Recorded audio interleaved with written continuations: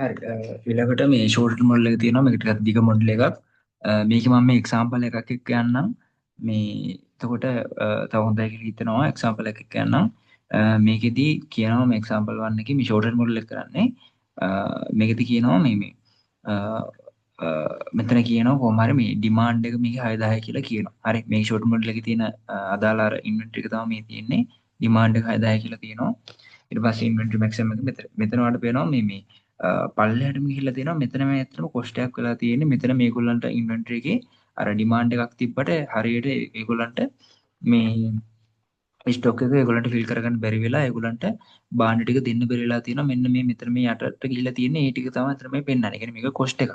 හරිද? ෂෝටඩ් කොස්ට් කියලා අපි උතන්ට කියන්නේ. හරි.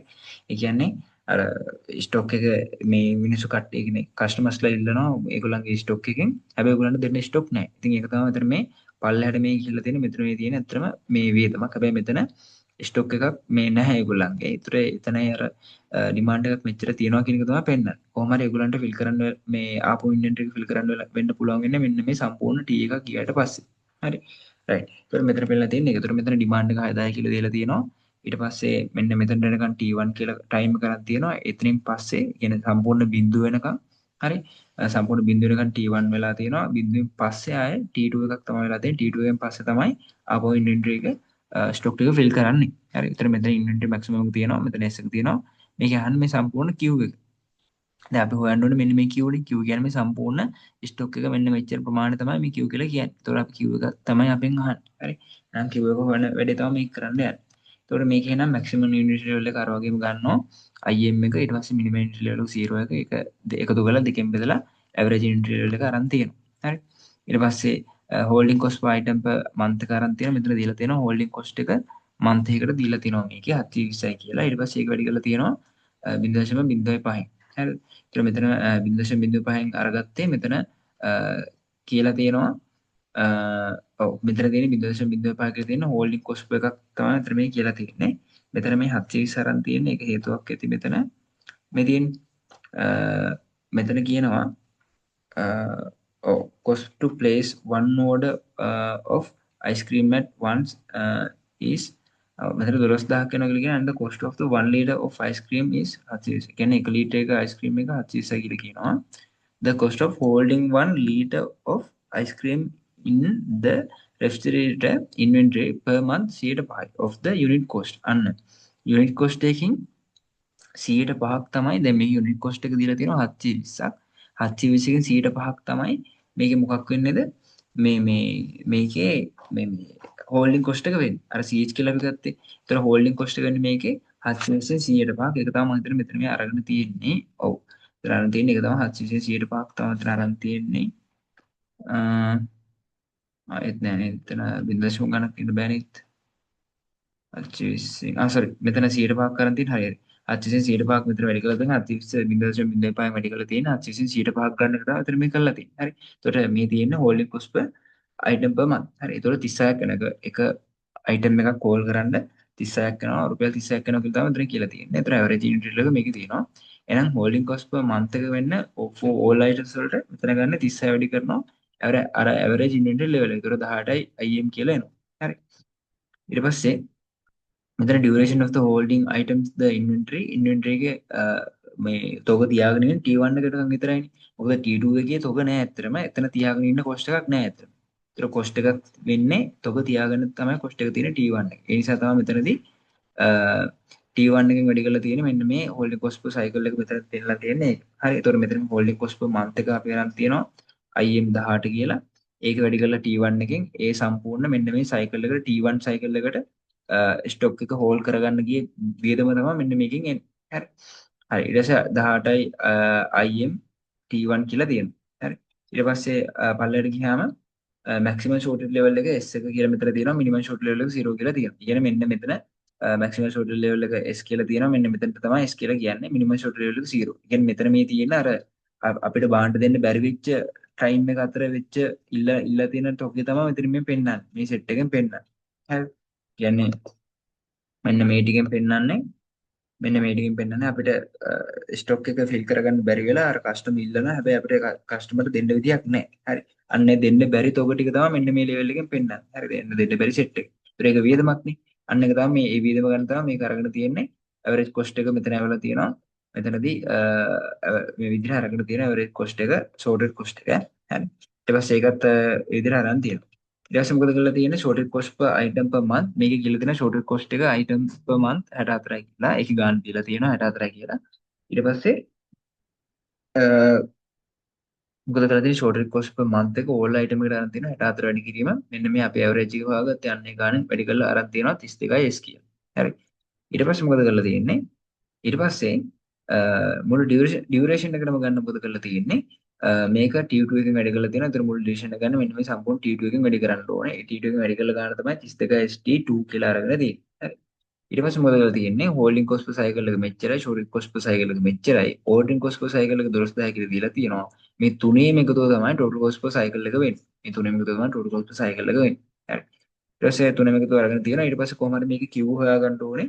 මේක මොකද කරලා තියෙන්නේ ඊට පස්සේ total cost per unit time එකට අරගන්න මේක T එකෙන් බෙදලා තියෙනවා. T එකෙන් බෙදුවට පස්සේ එන උත්තරය තමයි මෙන්න මේ තියෙන්නේ. හරි TC තොර මේ T එකෙන් බෙදුවට පස්සේ එන උත්තරය තමයි මේක තියෙන්නේ. ඊට පස්සේ මේ TC set එක අපිට මේ විදිහට ලියන්න පුළුවන්. හරි TC මෙතන යට T එක අපිට එක බෙදීම T T1 බෙදීම T T2 බෙදීම T කියලා මෙහෙම ලියා ගන්න පුළුවන්. හරි මේක මේ ඇත් කරලා මෙහෙම ලියවන්න පුළුවන් කෙල්ලුවක් නැහැ. හරි ඒතර අර මේකම මෙහෙම ලියා ගන්න පුළුවන් කියලා තමයි මේ පෙන්නලා තියෙන්නේ. ඊට පස්සේ මොකද කරලා තියෙන්නේ මෙතන අපිට පෙන්නලා තියෙනවා මේ මේකෙදි මේ ඩිමාන්ඩ් එක හදාගන්න පුළුවන් කියන 6000 හදාගන්න පුළුවන් IM බෙදීම T1 එක සමානයි ඒක අපිට T1 එක සමාන කරගන්න පුළුවන් IM බෙදීම 6000 කියලා. ඒ වගේම තමයි ඩිමාන්ඩ් එක තමයි මේ 6000 කියලා කියන්නේ. ඒතර 6000 හදාගන්න තව ක්‍රමයක් තමයි S බෙදීම T2. එතන මෙතන S කියලා තියෙනවා මෙන්න මේ S කියලා තියෙනවා. ඒක බෙදන්න ඕන T2 එකෙන්.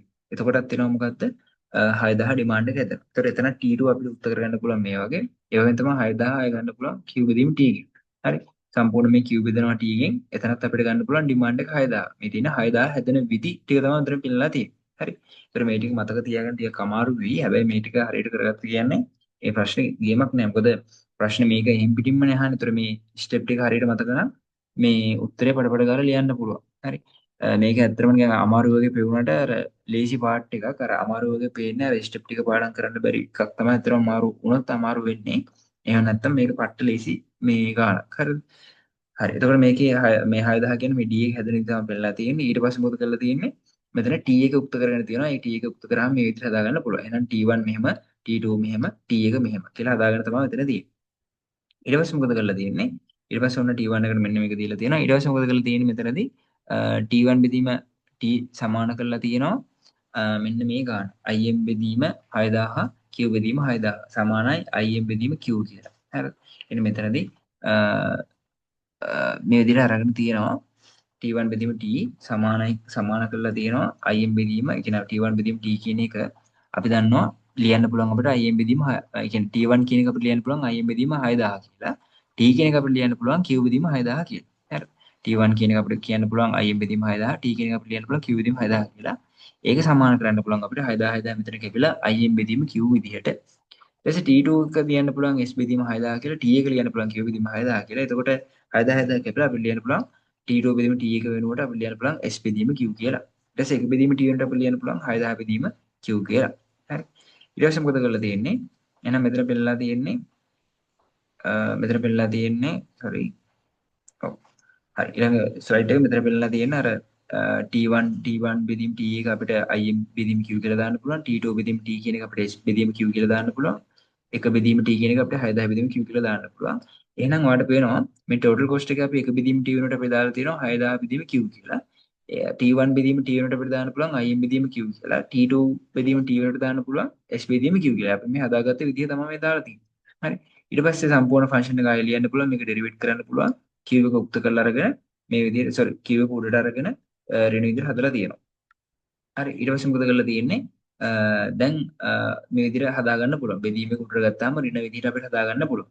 හරි ඊට පස්සේ මෙතන පෙන්නලා තියෙනවා S සමානයි Q ඍණ IM. කියන්නේ S එක හදාගන්න පුළුවන් Q ඍණ IM ගෙන් අපිට S එක හදාගන්න පුළුවන්. ඒතකොට මේකයි මෙතනට දීලා තියෙන්නේ. ඒක මෙතනට ආදේශ කරලා ගන්න තමයි ඒක දීලා තියෙන්නේ. හරි ඊට පස්සේ මොකද කරලා තියෙන්නේ? මෙතන 12000 6000 Q ඊට පස්සේ මෙතන 18යි. ඊට පස්සේ මෙතන එනවා. ඊට පස්සේ මෙතන මේ S එක වෙනුවට මෙතන එලා තියෙනවට පේනවද S එක වෙනුවට Q ඍණ IM වර්ගය ලියලා තියෙනවා. මෙතන මේ S එකක් තියෙනවා. මෙන්න මේ S එක වෙනුවට තමයි මෙන්න මෙතන මේ ආදේශ කරලා තියෙන්නේ. ඊට පස්සේ මොකද කරලා තියෙන්නේ? ඒක සුළු කරලා තියෙනවා මෙතනදී මේ q ඍණ im වෙනුවට මේක තියෙන im වෙනුවට දැන් මේක වර්ගෙනේ. මේක පොඩි ගණිත සංකල්පයක් මෙතන තියෙනවා. q ඍණ im වර්ග වෙනුවට අපිට ලියන්න පුළුවන් මෙන්න මෙහෙම. හරි. ඒ ගණන් වල එන පාර්ට් එකක්. ඒ කියන්නේ මේකෙන් එන උත්තරේම තමයි මෙහෙම දැම්මම තියෙන්නේ. හරි. ඒක තමයි අතන මේ පෙන්නලා තියෙන්නේ. චුට්ටක් එක පැටලේ වගේ ඇති. ඒ කියන්නේ අර වර්ගේ තියෙනවනේ. ඒ වර්ගය වෙනුවට අපිට මෙහෙම ලියන්න පුළුවන්. මේකෙන් එන උත්තරේම තමයි මේකුණුත් එන්නේ. හරි. ඒ විදිහට මෙහෙම ලියා ගන්න පුළුවන්. මේක ඉතින් අර තනිකර මතක තියාගන්න තමයි තියෙන්නේ. හරිද? එතකොට මේ විදිහට ලියාගත්තට පස්සේ ආය මේක ඊට පස්සේ සුළු කරන්න පුළුවන් මේකත් එක්ක 32යි q වර්ගය සුළු කරලා ඊට පස්සේ 32 2q im එකත් එක්ක සුළු කරලා 32 im එකත් එක්ක සුළු කරලා තමයි මේ එළියට අරගෙන තියෙන්නේ. හරි.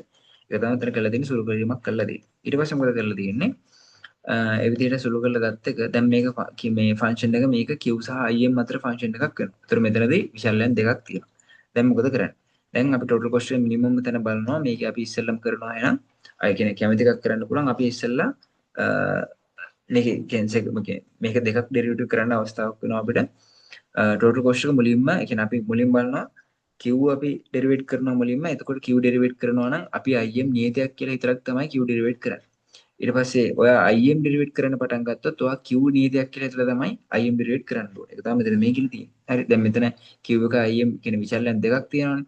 අපි එතකොට Q ඩෙරිවේට් කරනකොට IM එක නියතයක් කියලා හිතනවා. IM එක ඩෙරිවේට් කරනකොට Q එක නියතයක් කියලා හිතනවා. මේ දෙක වෙන වෙනම කරන්න ඕනේ. හරි. ඒක තමයි මෙතන මේ පෙන්නලා තියෙන්නේ.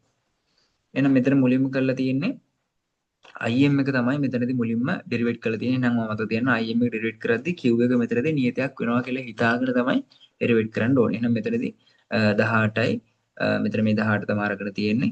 ඊට පස්සේ ඔව් මෙතනදී එහෙනම් මේ q එක නියතයක්නේ. ඒතර q එක නියතයක් කියලා කියන්නේ මෙතනදී ඒක හදාගෙන තියෙනවා. මෙතන සුළු කරලා අරගෙන නැහැ මේක. ඔව් මෙතනදී මේක අයින් වෙලා තියෙනවා කියලා තමයි පෙන්වන්නේ. q එක නියතයක් නිසා. ඒතර මේ q එක නියතයක් නිසා මේක එහෙම් පිටින්ම අයින් කරන්න පුළුවන් අපිට.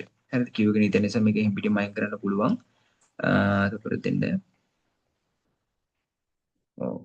ඔව් මෙතෙන් q එක දැන් මේ q කියන නියතයක් නේ. දැන් මෙතන මේ දම් පාටින් තියෙන 12000 6000 වැඩි කිරීම.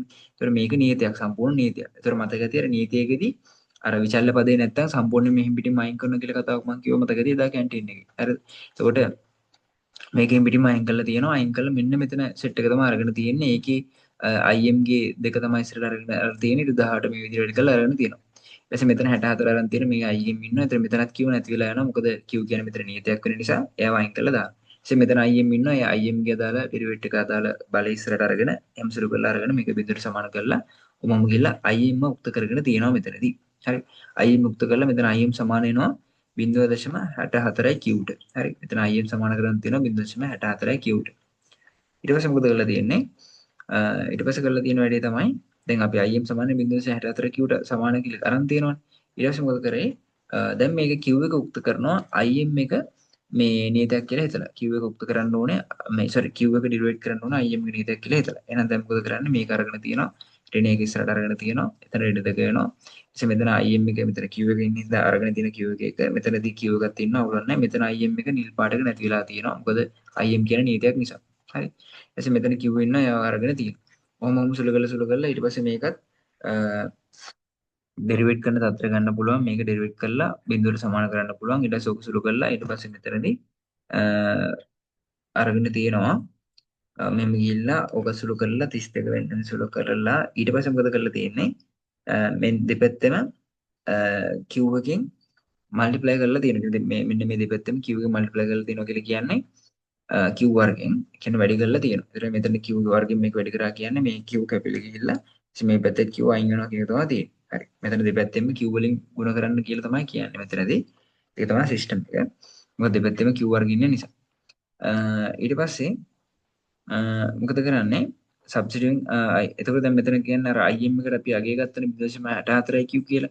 දැන් මෙතනදී මොකද කරන්නේ? im වෙනුවට අපි ආදේශ කරනවා අර ගත්ත 0.64 q කියන එක. එහෙනම් im වෙනුවට ඒක ආදේශ කරා. ඊට පස්සේ im වෙනුවට ඒක ආදේශ කළා මේක සුළු කරන ගිහිල්ලා ඔන්න අපිට q වර්ගය එනවා. q වර්ගය ඇවිල්ලා ඒකත් සුළු කරලා පස්සේ අපිට මේක වර්ගමූලය දාලා අන්තිමට අපිට q වගේ එනවා 2500 tubes කියලා. කියන්නේ මේකේ උත්තරේ වෙන්නේ මේක තමයි උත්තරේ වෙන්නේ. හරි. ඊට පස්සේ මේකේ තියෙනවා මේ විදිහට මේ ටයිම් එකක් අහන්න නිසා මෙතන ටයිම් එකත් අපිට ගන්න පුළුවන් මේකේ t එක උක්ත කරලා මේ විදිහට ටයිම් එකක් ගන්න පුළුවන් ලොකු දෙයක් නෑ ටයිම් එක ගන්න එක නම් ඒකත් ඔයා පොඩ්ඩක් බලන්න ඒක ලොකු සීන් එකක් නෑ හරිද එතකොට මේ විදිහට හදාගන්න පුළුවන් මේක මේ ගානත් එක්ක ගිහින්දා ටිකක් හොඳයි කියලා හිතනවා. දැන් අනිත් ඒවාත් අපි ගානක් හදවනම් හොඳයි කියලා හිතනවා. හරි. බලමු. රයිට්. එහෙනම් මේ විදිහට තමයි මේක හදන්නේ. මොන හරි අවුල් තියෙනවා නම් කියන්න